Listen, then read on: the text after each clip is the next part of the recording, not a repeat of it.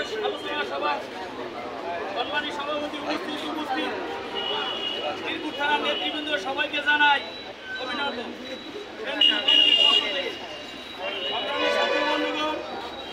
শ্রমিক শ্রেণীর মেয়ে দিবস একমাত্র মৃত্যু থেকে রক্ত দিয়ে শ্রমিক শ্রেণীর মেয়ে দিবস। সংগ্রামী সাথী বন্ধুগণ, আমাদের এই মেয়ে দিবস আন্তর্জাতিকভাবে স্বীকৃত, কিন্তু মালিক গোষ্ঠীরা আমাদের ব্যাপারে ষড়যন্ত্র করে আমরা যাতে শ্রমিকের